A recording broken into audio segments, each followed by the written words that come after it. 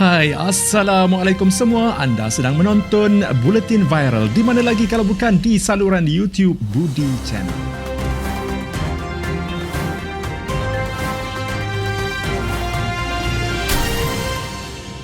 Seperti biasa, ayuh kita lihat dulu carta trending Buletin Viral untuk hari ini. Berikut adalah 5 topik yang utama yang diperkatakan oleh netizen di sosial media ketika ini.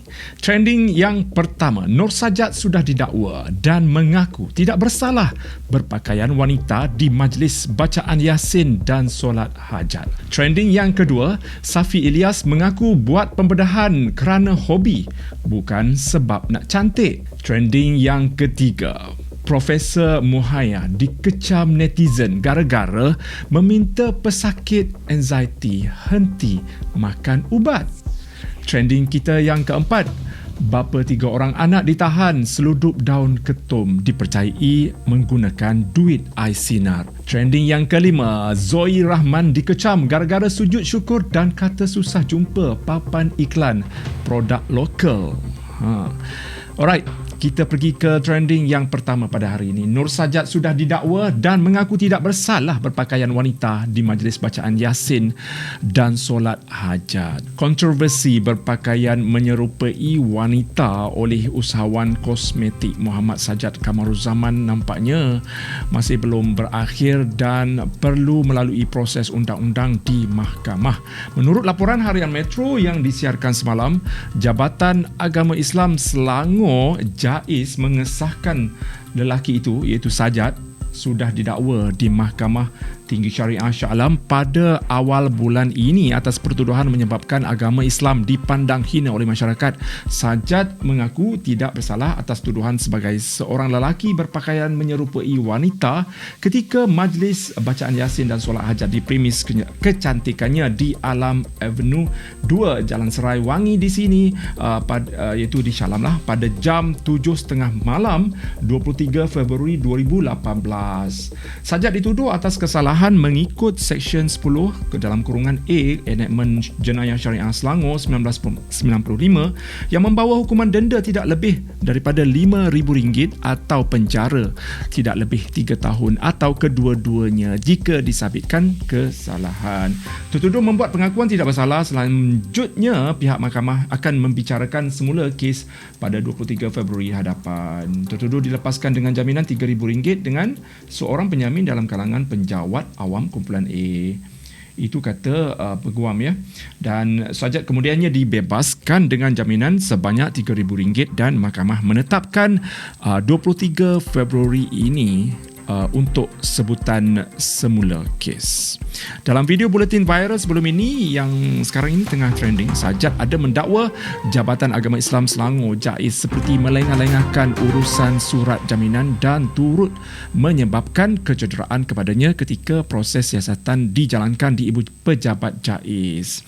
Sajat turut mendakwa dia dilayan dengan buruk dan digaris sehingga mengalami bengkak di bahagian badan kerana bergelut untuk mempertahankan diri walaupun sudah tampil memberikan kerjasama untuk siasatan pihak JAIS. Menerusi laporan sebelum ini, JAIS turut mengesahkan pihaknya menjalankan siasatan terhadap usahawan tersebut. Kita pergi ke trending kedua pada hari ini. Safi Ilyas mengaku buat pembedahan kerana hobi bukan sebab nak cantik.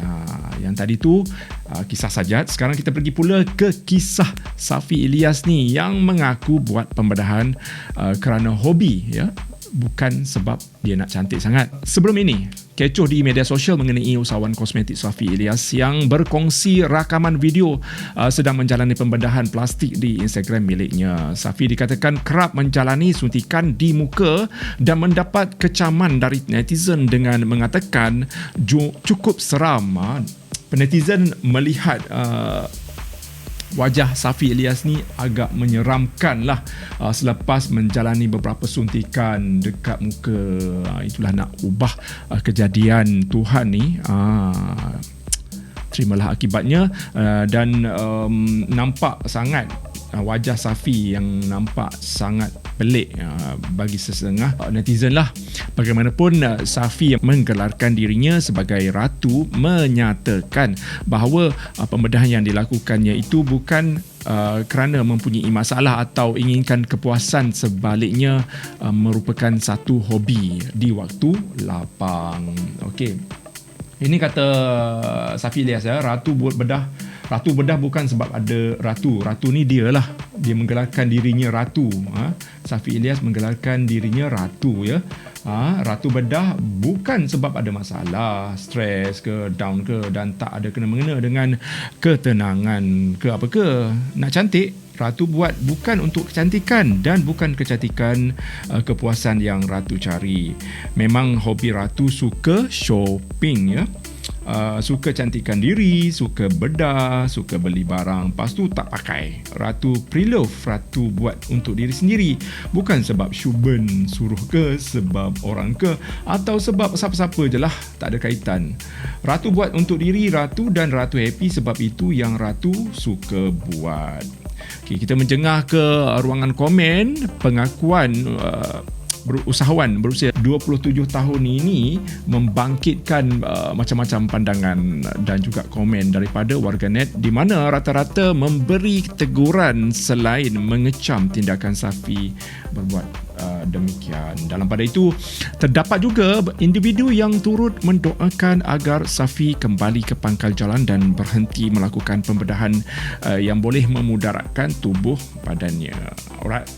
Kita pergi ke trending ketiga. Profesor Muhaya dikecam netizen gara-gara meminta pesakit anxiety henti makan ubat. So, minta maaf lah, bonda kan lagi mainstream. Bonda kata apa? Stop the medication. Jangan percaya. Don't think what the doctor say. Padahal bonda doktor. Because saya anxiety. Saya anxiety. Bonda pun buat muscle test. Sebut, saya anxiety. Saya anxiety. Tak kuat. Saya sihat. Saya sihat. Terus kuat. So, within 1 second you can change. Ini kita mantra. Saya anxiety, saya stres, saya jiwa kacau. Betul benda. Ayah dia akan tahu. Kalau korang nak marah je, A'udzubillahi minasyaitonirrajim. Ini satu hal juga, ya, netizen cukup peka dengan keadaan ini, ya. Rata-rata semua tahu Datuk Profesor Dr. Muhaya Muhammad merupakan pakar mata yang sangat popular dan sering berkongsi ilmu-ilmu berkaitan dengan perubatan dan juga agama di sosial media dia. Ada dekat IG dan juga Facebook, korang boleh follow, ya. Kebanyakan perkongsian ilmu yang diberi menjadi rujukan sesetengah individu yang bertanyakan tentang maklumat-maklumat ataupun info-info berkaitan dengan kesihatan dan juga kehidupan seharian. Namun begitu, dalam satu video yang dimuatkan naik oleh Profesor Muhaya ni di Instagram berhubung masalah anxiety disorder, ya. Anxiety ni telah mendapat perhatian daripada warganet dan juga netizen. Dalam video berdurasi hampir 2 minit itu, Profesor Dr. Muhaya telah menjawab persoalan mengenai perbezaan antara takut dan juga anxiety. Beliau juga turut memberi contoh berkenaan pesakit yang datang ke kliniknya untuk melakukan pemeriksaan mata yang mempunyai masalah anxiety. Melalui video tersebut, ulasan Profesor Muhaya telah membuatkan beberapa pihak kurang bersetuju dengan pendapat dia, terutamanya mereka yang berada dalam bidang terbabitlah dan juga pesakit yang menjalani masalah anxiety itu sendiri. Pada fraternity, psychiatrist, psikologis dan siapa yang involved dalam rawatan mental pesakit secara profesional. Mungkin statement bonda tu a bit sweeping, a bit generalized, because cakap sambil cakap tahu. And I was talking on one patient bonda. It is an anecdotal. Dan bonda actually overstep my speciality. Bonda pakar mata, but I go and comment on a speciality bahagian jiwa, which I shouldn't have done. So that is my mistake. Bonda minta maaf secara profesional, secara peribadi. And mungkin video tu bonda mungkin ada sifat yang terlampau confident, sombong agaknya, rasa pandai sangat, bajet bagus. Bonda minta maaf. Menerusi perkongsian di Twitter, beberapa orang ataupun netizen tampil meminta agar beliau tidak memukul rata dan menjadi pakar dalam semua bidang, kerana ramai pengidap anxiety di luar sana yang kata mana sedang bergelut dengan masalah ini. Nak sekarang ini ya, di negara kita sekarang ini tengah gawat, tengah kecoh dengan macam mana nak mendepani masalah mental disebabkan oleh keadaan yang memaksa kita, iaitu pandemik COVID-19. Selain daripada luahan kekesalan, maksudnya segelintir individu berkenaan dalam video tersebut, komen yang diterima oleh Profesor Muhaya di Instagramnya juga turut sama menzahirkan rasa tidak setuju di atas perkongsian itu. Walaupun tidak merendahkan kredibiliti pakar mata itu, namun netizen berpendapat supaya Profesor Muhaya tidak usahlah mengulas ataupun memberi komen ataupun memberi pendapat beliau tentang perkara-perkara yang bukan dalam bidang dia, sebab dilihat agak bercanggah dengan apa yang dihadapi oleh pesakit anxiety. Kita harapkan Profesor Muhaya dapat memberi, orang kata, mengambil komentar ataupun pandangan-pandangan daripada netizen ini dari sudut yang positif ya, untuk orang kata memberikan satu info yang lebih tepat, yang lebih relevan dengan keadaan sekarang ini. Kita pergi ke trending nombor 3 guys. Bapa 3 orang anak ditahan seluduk daun ketum dipercayai guna duit Aisina.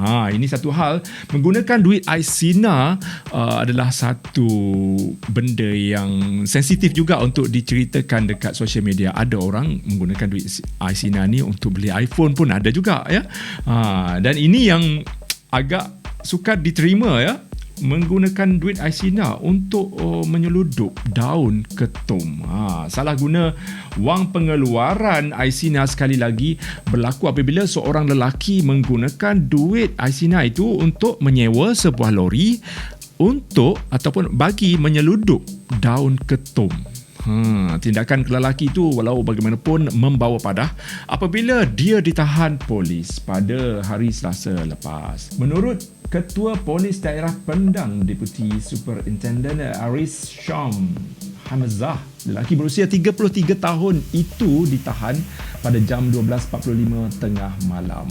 Ini menurut kenyataan yang dikeluarkan. Hasil pemeriksaan dalam lori itu menemui 80 karung plastik yang mengandungi daun ketum. Lelaki itu dipercayai menyewa lori berkenaan dengan harga $2,500 sebulan menggunakan wang pengeluaran Aisina yang diperolehinya. Suspek dipercayai diupah oleh seorang lelaki lain untuk membawa daun ketum itu dari Padang Terap, Kuala Nerang ke Seremban Negeri Sembilan dengan bayaran hanya RM2,000 untuk satu trip perjalanan. Tambahnya, suspek sudah berkahwin dan mempunyai 3 orang anak. Melakukan kegiatan itu seorang diri. Kenyataan itu lagi mengatakan nilai keseluruhan daun ketum yang dirampas adalah sebanyak RM22,000.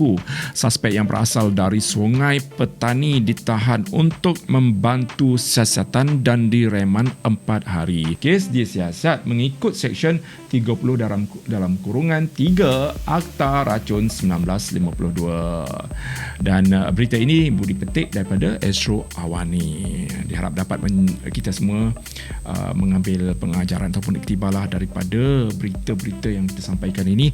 Dan kita pergi ke trending nombor 4. Zoe Rahman dikecam gara-gara sujud syukur, dan Zoe berkata susah jumpa papan iklan produk lokal di tempat itu ya. Biarpun tengok muka sendiri weh. Yeah. Sebelum ini pernah dipandang sinis oleh rakan artis dan juga orang-orang sekeliling. Tapi usahawan berusia 36 tahun ini, Zoe ini, membuktikan dia mampu berjaya. Menerusi satu posting di Instagram tanggal 18 Januari 2021, adalah tarikh buat dirinya, satu tarikh yang buat dirinya sebab dah berjaya menaikkan bukan satu, dua papan tanda di sekitar lebuh raya Persekutuan. Selain itu, Zoe juga mengakui sebelum ini hampir putus asa sebab harus melalui macam-macam cabaran dan liku dalam membangunkan produk kosmetiknya sendiri. Zoe juga melakukan sujud syukur, tanda berterima kasih kepada Allah Subhanahu Wa Taala dengan rezeki yang tidak disangka-sangka. Tindakan Zoe sujud syukur selepas melihat papan iklan billboard produknya itu telah mengundang kecaman warganet. Kenapa? Mungkin warganet menganggap itu benda yang pelik, ya. Tak tahu korang rasa macam mana, boleh tulis di ruangan komen. Ditambah pula apabila dalam hantaran dimuat naik itu, Zoe menyatakan susah jumpa papan iklan produk lokal di lokasi yang sama. Hal ini kerana Zoe mengakui agak susah untuk melihat papan tanda yang besar berjenama tempatan di sekitar lebuh raya berkenaan. Betul ke tidak? Budi pun tak pasti sebab lama tak lalu lebuh raya Persekutuan. Menjelaskan perkara itu, Zoe berkata dia merujuk kepada jenama lokal baru yang berada di pasaran.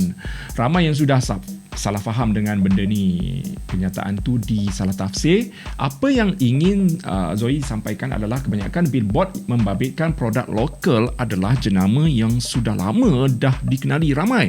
Tapi untuk jenama baru macam Zoe ni memang jarang sekali ada. Disebabkan itulah Zoe berkongsi di media sosial dan mahu menjadi inspirasi kepada ahli perniagaan baru yang lain atau mereka-mereka yang baru lagi berjinak dalam bidang perniagaan, supaya selepas ini ada banyak lagi produk-produk lokal yang boleh berjaya seperti Zoe. Tahniah Zoe. Menurut kata Zoe, kalau saya boleh dapat dan berjaya mencapai apa yang diusahakan selama ini, kenapa tidak orang lain? Ini yang saya mahu ajak kepada semua, daripada kita asyik mencari salah orang dan mengata yang bukan-bukan. Apa kata untuk kali ini kita buka mata dan melihat dari sudut yang positif. Itu kata Zoe Rahman.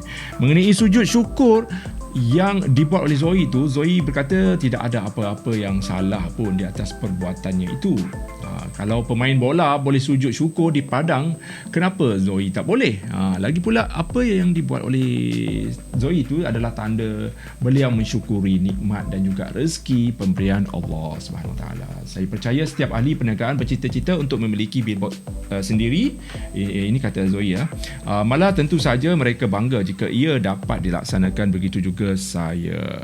Tidak ada istilah nak riak-riak atau menunjuk-nunjuk. Nanti kalau saya tak kongsi, orang akan tanya pula kenapa tak buat macam orang lain. Apabila kongsi, kena kutuk pula, kena kecam pula. Apapun, Zoe bersyukur dengan rezeki yang Allah berikan. Kepada yang mengata tidak mengapa, saya maafkan anda, saya okey saja. Itu kata-kata Zoe. Khabar gembira itu menerima ucapan tahniah daripada pengikut follower Zoe yang turut sama bangga dengan kejayaan yang dikecapinya.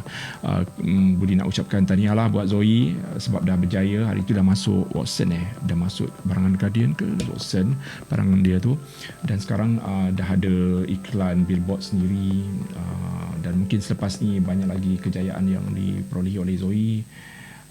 Dan ini mungkin boleh jadi, orang kata, membakar semangat kita yang lain yang tengah struggle sekarang ini, ya, untuk berjaya pada masa akan datang. Alright, kita pergi ke berita trending yang seterusnya. Tak ada yang sangat-sangat, sangatlah.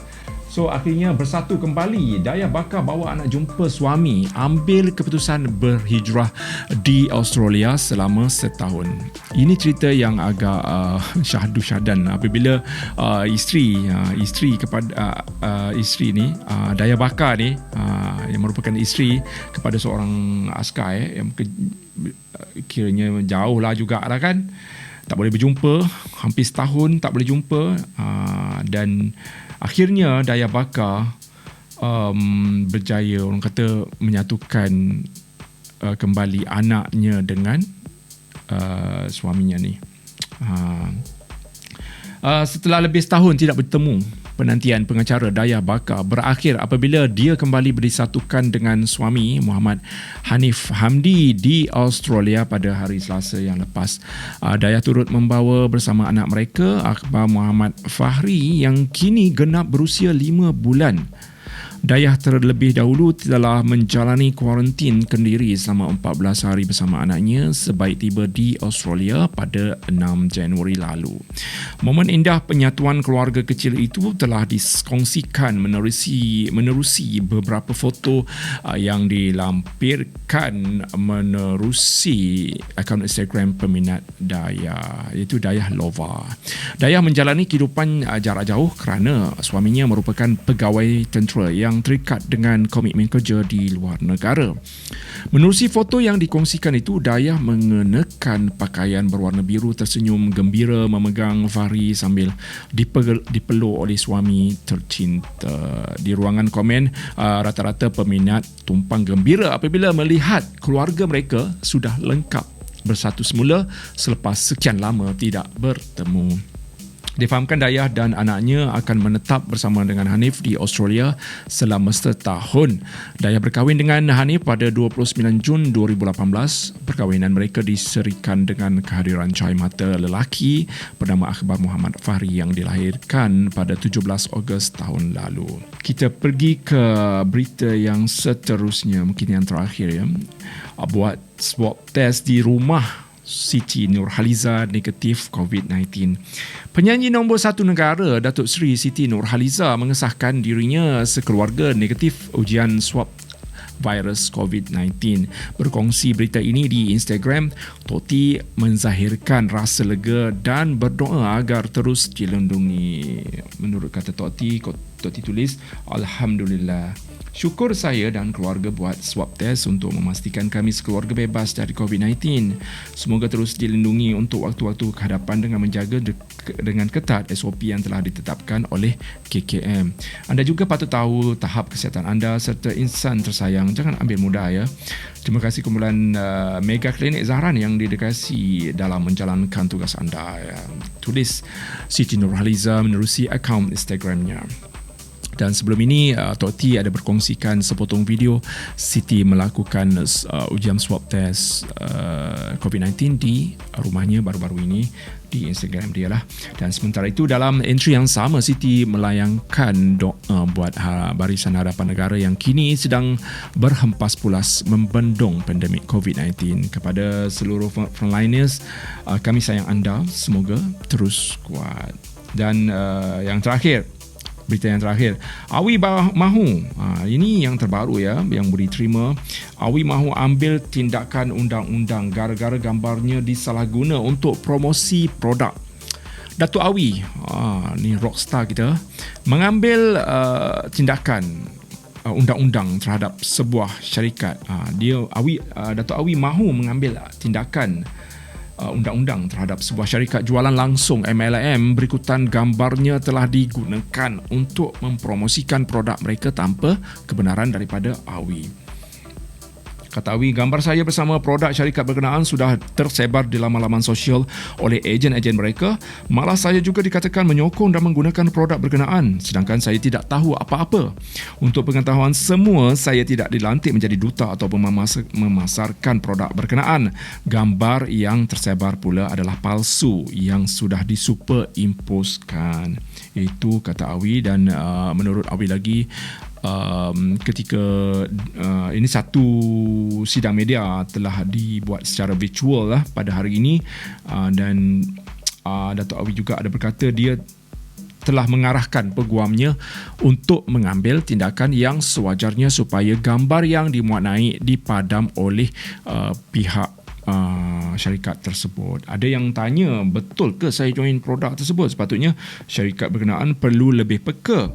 Lagipun saya tak nak orang ramai tertipu. Dalam pada itu, Peguam Awi Adnan Semam dari Tetuan Adnan Shorida Associates memberitahu memang terdapat banyak bukti yang menunjukkan gambar anak guamnya telah disalahguna. Menurutnya, satu surat tuntutan daripada pihak Awi telah dihantar kepada syarikat berkenaan pada 6 Januari lalu. Antara Antara tuntutan yang dikemukakan adalah meminta supaya syarikat berkenaan dan ejen-ejennya membuang dan tidak lagi menggunakan gambar-gambar tersebut dalam tempoh masa 7 hari. Bagaimanapun, pihak mereka telah membalasnya pada 13 Januari dan menafikan mereka mengetahui mengenai perkara berkenaan. Menurutnya lagi, sekiranya tiada sebarang tindakan diambil, Dato' Awi akan berbincang dengan peguamnya sama ada mahu mengambil tindakan saman terhadap syarikat ini. Alright, nampaknya sekian dululah buletin viral untuk hari ini. Kepada anda yang belum lagi subscribe, bolehlah tekan butang subscribe dekat bawah ni, dan jangan lupa untuk share di media sosial juga, dan like video ini, komen apa yang korang nak komenlah apa saja. Dan terima kasih kerana sudi menonton buletin viral. Kita jumpa lagi di lain masa, next video. Semoga anda semua berada dalam keadaan sihat dan juga tenang di luar sana. Dan kepada anda, kita nak tengok apa lagi berita-berita hangat yang akan diperkatakan di buletin viral pada masa akan datang.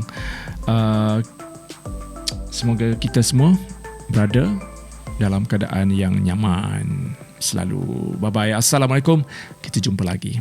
What's up, gang? This Caprice. What is on the news today? Minta pesakit anxiety henti makan ubat. Netizens kejam pendapat Prof Mohaya. Listen, Malaysia, I just want to share my own personal pengalaman. Dari umur 17, I was diagnosed with anxiety disorder. At one point in my life, tiap minggu memang kena pergi hospital. I was on sleeping pills and antidepressants. I'm talking about Xanax, Lexapro, Rivotril, Dormicum for 5 years non-stop. Dan benda tu memang bahaya bila kita tergantung. Sometimes it made me feel weak, cannot function, cannot think creatively. It actually ganggu my career. But the truth is, too much of anything is bad, kecuali zikir dan istighfar. Daripada kita tergantung dengan ubat anxiety, lebih baik kita tergantung dengan zikir, istighfar. Alhamdulillah, it worked for me. Dan insyaAllah, bila kita kahwin nanti, ubat tidur kita tarik sis, smoke out.